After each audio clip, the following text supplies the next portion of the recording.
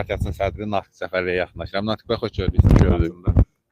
Necə istərdi vaxtında olmaq vaxtında? Yəni, valla doğrudan möhtəşəm istərdi. İnsan yol boyu düşünür ki, biz necə bu belə torpaqları neçə illər itirmişdik. Allah'a min şükür ki, dövlətimizin gücü və əskərimizin bilək gücü ilə bu torpaqları işğaldan azad elədik. Möhtəşəm yerlərdir, təbiət möcüzəsi demək olar. Buranın çox böyük potensialı var, turizm potensialı var, təbiət turizmi, ekoturizm potensialı var. Və ümid eləyək ki, yaxın illərdə doğrudan da bu potensialın açılması üçün çox işlər görünəcək və bura belə ən azından bölgəmizin əsas ekoturizm mərkəzlərindən birinə çevriləcək. Çünki bu yöndə kifayət qədər ciddi potensialı olan bir bölgədir. Bu səfərlərin təşkili ilə bağlı da hansı önəmi var, nəyə perspektivdə nələrə nail olmaq mümkündür?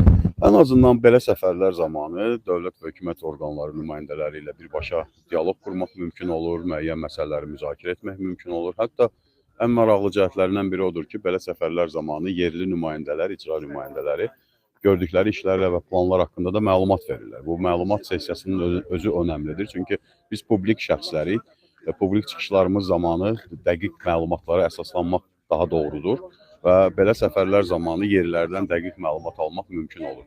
Təbii ki, çox bəyəndiyimiz məsələlər də olur, suallarımız da yaranır, o suallara cavablar da axtarmağa çalışırıq. Amma hər halda belə səfərlər ən azından cəmiyyətin bilgiləndirilməsi, siyasi partiyaların bilgiləndirilməsi, ölkədəki siyasi mühitin sağlam təməllər üzərində inşa olunması üçün kifayət qədər mühümdür.